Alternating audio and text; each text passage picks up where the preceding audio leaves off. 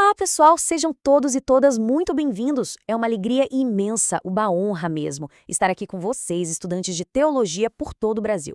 Meu nome é Kevin Smith. Sabe, depois de muitos e muitos anos dando aula, orientando trabalhos, uma coisa ficou muito clara para mim e para os meus colegas. A gente via, ano após ano, as mesmas dificuldades. Vimos estudantes super dedicados, com ideias brilhantes, se perdendo na hora de colocar o pensamento no papel. Ideias teológicas incríveis que simplesmente não decolavam por causa de um argumento confuso ou de uma pesquisa sem um rumo claro. E foi daí, dessa vontade de criar uma ponte, de ajudar a superar esses obstáculos, que nasceu o livro que vai guiar a nossa conversa hoje. O que eu quero com esta aula magna é mais do que só passar umas regrinhas. A ideia é fazer um mergulho profundo no ofício, na arte da escrita e da pesquisa em teologia. Para mim, isso não é só uma habilidade técnica, sabe? É uma disciplina. Uma disciplina intelectual e, por que não, espiritual. É fundamental para quem leva a sério o estudo da teologia. O meu grande objetivo aqui é mudar a forma como vocês encaram o trabalho acadêmico, para que cada um consiga expressar o que pensa com clareza, com método e, acima de tudo, com integridade. Para a gente não se perder nessa jornada, eu preparei um mapa, que é basicamente a estrutura do livro. Nossa aula vai ter duas grandes partes. Na primeira, que eu chamo de o ofício da escrita acadêmica, a gente vai construir os alicerces, sabe? O básico bem feito. Vamos começar pelo começo. Como planejar e escrever um bom ensaio. Depois, a gente mergulha na arte da citação, que não é um bicho de sete cabeças, mas sim um jeito honesto de conversar com outros autores. E isso já nos joga direto para o próximo ponto, ética e formatação. Vamos falar sério sobre integridade acadêmica. Já na segunda parte, a trilha da pesquisa teológica, a gente sobe um degrau. O papo fica mais avançado, pensando especialmente na pós-graduação. Como é que uma ideia vira um projeto de pesquisa de verdade? Como se monta um plano de pesquisa detalhado, com uma boa revisão da literatura? E para fechar, vamos dar uma olhada nos principais métodos de pesquisa que a gente usa em teologia. Pensem assim, primeiro a gente aprende a levantar as paredes, a fazer a fundação. Depois, a gente projeta e constrói o nosso próprio edifício. Então vamos lá, começando a primeira parte da nossa aula. O foco aqui é naquelas habilidades que são a base de tudo, são universais. O que a gente vai discutir agora serve para um ensaio de 2 páginas na graduação e serve também para os capítulos da sua tese de doutorado. A gente vai desvendar o processo de montar um argumento forte, de dialogar com as fontes de um jeito honesto e produtivo e entender por que a aparência, a formatação do trabalho é um sinal de respeito. Pensem nisso como a caixa de ferramentas essencial. Sem dominar isso aqui, até a ideia mais genial do mundo corre o risco de não ser bem comunicada, de se perder no caminho.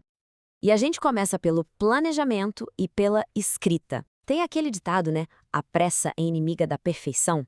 Pois é, isso na escrita acadêmica é lei. A principal causa de trabalhos que dão errado, que precisam de um monte de revisão, é a falta de planejamento.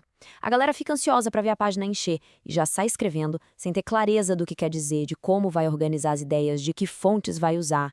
Um colega meu sempre diz, falhar em planejar é planejar a sua falha.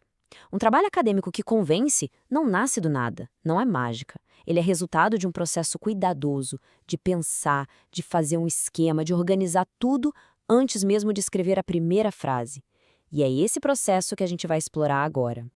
Essa pergunta aqui, ela é o coração de tudo. É a pergunta que tem que guiar cada passo que a gente dá. É fundamental entender uma coisa. Um trabalho acadêmico, um ensaio teológico, não é só um apanhado de informações, um resumo do que você leu ou um lugar para dar sua opinião. Na essência, ele é um exercício de argumentação. O seu objetivo é apresentar uma tese, uma ideia central, uma afirmação e defender essa tese com lógica, com coerência, com provas. Então, tudo que a gente vai conversar a partir de agora, desde como entender a pergunta até como organizar um parágrafo, são, na verdade, peças para responder essa grande questão. Como é que a gente transforma o que a gente leu, o que a gente pensou, num argumento tão bem amarrado que o leitor não só entende, mas ele é convencido pela força da nossa lógica? E o primeiríssimo passo para construir esse argumento, por incrível que pareça, não é pensar na sua resposta, é pensar na pergunta. Você precisa entender com 100% de certeza o que está sendo pedido. Parece óbvio, né? Mas vocês não imaginam a quantidade de trabalhos que dão errado porque o aluno responde a uma pergunta parecida, mas não exatamente a que foi feita. Um truque para não cair nessa cilada é prestar atenção nas palavras-chave, nos verbos de comando. Olha os exemplos aí no slide. Se o professor pede para analisar, ele espera que você quebre o assunto em partes e discuta cada uma. Se ele pede para contrastar, o foco é só nas diferenças. Se fosse comparar, aí você teria que ver semelhanças e diferenças. Avaliar pede um julgamento seu, com critérios claros. Cada um desses verbos define a tarefa. Ignorar isso é como errar o endereço do GPS logo no começo da viagem. Ok, pergunta entendida. Agora a gente precisa de uma estrutura, uma planta baixa para construir a resposta. E essa aqui, pessoal, é a estrutura mais poderosa e fundamental que existe. A tríade de introdução, corpo e conclusão. E o mais legal é que ela funciona em qualquer escala. Pensa só, a sua tese inteira vai ter introdução, corpo e conclusão. Cada capítulo da sua tese vai ter introdução, corpo e conclusão. E mais, cada parágrafo também tem essa lógica. Um parágrafo bem feito começa com uma frase tópico, que é a mini introdução dele. Depois vem as frases que desenvolvem a ideia, que é o corpo do parágrafo, com exemplos, com prosas. E por fim, uma frase que amarra tudo, que é a mini conclusão e que já faz a ponte para o próximo parágrafo. A introdução diz o que você vai fazer, o corpo faz o que você prometeu e a conclusão mostra que você fez. Dominar essa lógica é o segredo para um texto claro e que convence. Então, vamos amarrar os pontos principais desta primeira sessão. Primeiro, e mais importante de tudo, entender a fundo a pergunta. Não pule essa etapa, gaste tempo nela. Segundo, as fontes. A sua pesquisa tem que focar em fontes acadêmicas, artigos, livros de editoras universitárias e, de preferência, coisas recentes. E não é só citar, é conversar criticamente com esses autores.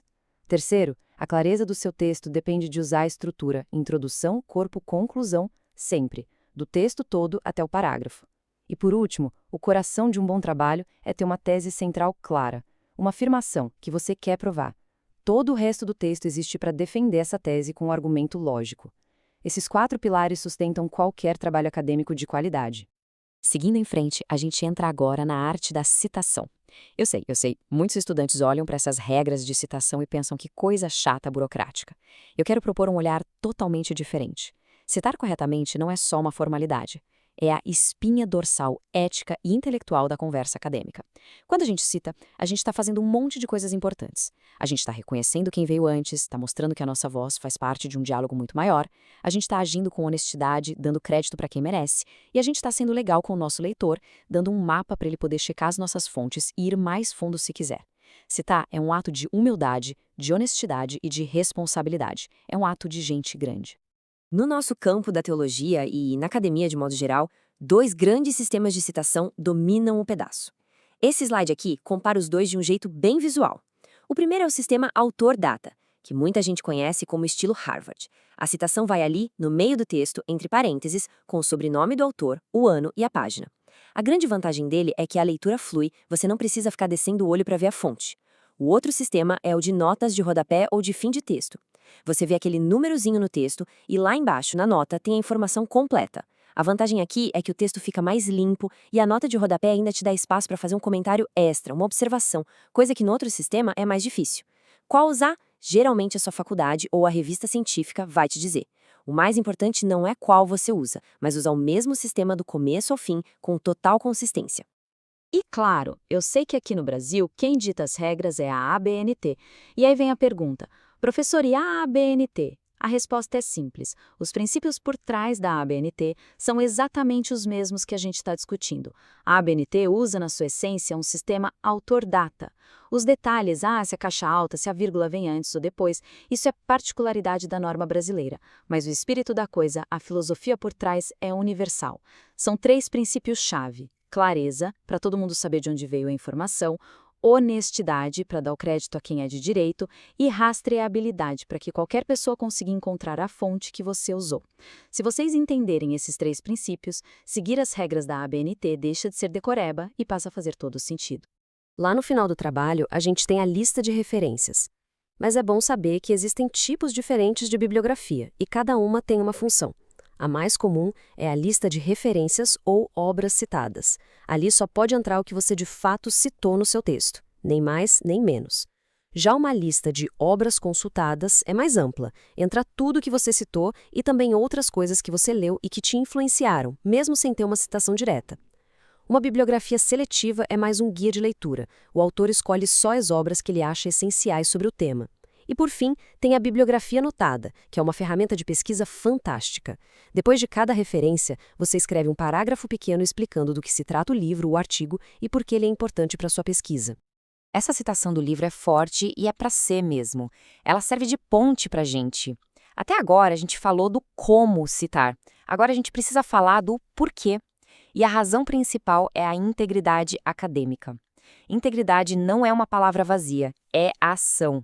E a ação mais básica da vida acadêmica é dar o crédito. Não citar uma fonte não é um errinho técnico, um deslize de formatação. É uma falha ética grave. É uma forma de roubo intelectual, porque você pega o trabalho de outra pessoa e finge que é seu. E isso tem um nome muito sério na academia: plágio. É sobre isso que a gente vai conversar agora. Entramos na terceira seção, que junta duas coisas que podem parecer separadas, mas que andam de mãos dadas: a ética e a formatação.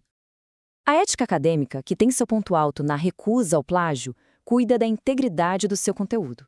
Já a formatação, a boa apresentação, cuida da integridade da sua apresentação. As duas coisas são sinais de profissionalismo, de respeito pelo leitor e pela comunidade acadêmica. Pensa comigo. Um trabalho com conteúdo honesto, mas todo bagunçado, mal formatado, perde credibilidade. E um trabalho lindo formatado, mas que é plagiado, é uma fraude. A excelência acadêmica exige as duas coisas: integridade no que você diz e na forma como você diz. É fundamental que não reste nenhuma dúvida sobre o que é plágio. A definição no slide é bem direta. Plágio é pegar o trabalho intelectual de outra pessoa e dizer que é seu. E prestem atenção no que isso inclui. Inclui as expressões, ou seja, as palavras exatas de alguém, que tem que estar sempre entre aspas e com citação. Mas vai além. Inclui informações, tipo dados e estatísticas que não são conhecimento geral e que outra pessoa pesquisou. E o mais sutil, o mais perigoso. Inclui as ideias. Usar o raciocínio, a estrutura do argumento ou uma interpretação original de outro autor, mesmo que com as suas palavras, sem dar o crédito, isso também é plágio. É uma falta gravíssima, porque é um crime duplo. Você rouba o trabalho de alguém e mente dizendo que é seu. Ok, o negócio é sério. Então, na prática, como é que a gente se protege disso? Esse slide é um guia de sobrevivência. Primeiro, a regra de ouro: copiou e colou, aspas e citação na hora. Segundo, e aqui muita gente escorrega sem querer, parafraseou, ou seja, explicou com as suas palavras uma ideia de outra pessoa, tem que citar também, a ideia não é sua. Terceiro, tudo que você citou no texto tem que aparecer na lista de referências lá no final, sem exceção. Quarto, parafrasear de verdade não é só trocar umas palavrinhas por sinônimos e manter a frase igual. Isso tem nome, é patchwriting e ainda é considerado plágio. Você precisa entender a ideia, fechar o livro e reescrever aquilo com a sua própria estrutura. E por fim, a regra que salva vidas. Na dúvida, cite a fonte. É muito melhor ter uma citação a mais do que correr o risco de cometer plágio, mesmo que sem intenção. Muito bem. Agora que a gente já construiu essa base sólida sobre escrita, citação e ética, podemos respirar fundo e passar para a segunda parte da nossa aula, que é mais avançada. O foco agora muda. A gente sai das habilidades gerais, que servem para qualquer trabalho, e entra nas exigências específicas da pesquisa teológica de fôlego, principalmente para quem está no mestrado e no doutorado. A gente vai caminhar pela trilha que começa com aquela faísca de uma ideia de pesquisa e vai até a escolha de métodos mais complexos próprios do campo da teologia. E o primeiro passo nessa trilha não é escrever o primeiro capítulo da tese, é escrever a proposta de pesquisa, o famoso projeto. Nenhuma pesquisa séria começa sem ele. O projeto é o documento que pega aquele seu interesse, aquela sua curiosidade e transforma numa coisa estruturada, defensável e, muito importante, que dá para fazer no tempo que você tem. O projeto de pesquisa tem uma função dupla. Para você, pesquisador, ele é um mapa, um roteiro que te força a ter clareza. E para a faculdade, para o seu orientador, ele é um argumento. É a sua chance de convencer todo mundo que a sua pesquisa vale a pena, é original e que você dá conta do recado. Esse slide mostra direitinho que fazer um projeto não é um ato isolado, é um processo, uma jornada com etapas. Tudo começa com a ideia, que geralmente é meio vaga, tipo quero estudar a teologia de Agostinho. O primeiro passo é afunilar isso com uma revisão preliminar da literatura. Você vai ver o que já foi dito para não ficar chovendo no molhado. Com base nisso, vem o segundo passo: formular o problema de pesquisa. A ideia de estudar Agostinho vira uma pergunta específica, como, por exemplo, como a leitura que Agostinho faz de Paulo mudou a sua doutrina da graça. A partir daí, você define as hipóteses, o que a pesquisa vai e o que ela não vai cobrir. Só depois de tudo isso é que você está pronto para sentar e escrever a proposta final. Como o projeto aprovado, a gente entra na fase de detalhamento, que é o plano de pesquisa. Se o projeto foi a maquete para vender a ideia do prédio, o plano de pesquisa é a planta de engenharia, com cada detalhe. É aqui que o como da pesquisa é esmiuçado. O plano tem que ter um cronograma, a descrição da metodologia, as ferramentas que você vai usar. Ele é o esqueleto que vai sustentar todo o seu trabalho, garantindo que você não se perca no caminho e consiga terminar em tempo. E dentro desse plano, geralmente como um dos primeiros capítulos da tese, está ela, a revisão de literatura. Essa é talvez a parte que os estudantes mais entendem errado. Muita gente acha que é só uma tarefa chata de resumir um monte de livros só para encher linguiça. Por isso, é tão importante a gente se perguntar, afinal, para que serve isso de verdade? Qual o valor estratégico da revisão de literatura? A resposta é que ela não é um resumo do que já foi feito, ela é a justificativa para aquilo que você vai fazer. Uma pesquisa sem uma boa revisão de literatura é um castelo de areia. Esse slide mostra as várias funções importantíssimas de uma revisão bem feita. Primeiro, ela mostra que você sabe do que está falando, você domina o seu campo. Segundo, ela coloca sua pesquisa no mapa, mostra como você está dialogando com o que já foi dito. Terceiro, ela te ajuda a refinar seu próprio método. Você aprende com os acertos e erros dos outros. Quarto, a função mais óbvia, ela te impede de reinventar a roda, de fazer uma pesquisa que alguém já fez. E por último, a função mais nobre, mais estratégica. É na revisão de literatura que você encontra as lacunas, os buracos, as perguntas que ninguém respondeu ainda. É exatamente numa dessas lacunas que a sua pesquisa vai encontrar o seu lugar, a sua razão de existir e a sua grande contribuição. E assim, a gente chega na nossa última sessão, a mais avançada de todas. Depois de planejar, de entender o campo com a revisão de literatura, chegou a hora de escolher as ferramentas certas para botar a mão na massa. Pesquisa em teologia não é tudo a mesma coisa, não. A gente usa vários métodos e cada um serve para responder um tipo de pergunta. A gente vai dar uma olhada rápida em 3 grandes abordagens: a exegese bíblica, a teologia sistemática e a teologia prática. Entender a diferença entre elas é crucial para casar a sua pergunta com o método certo.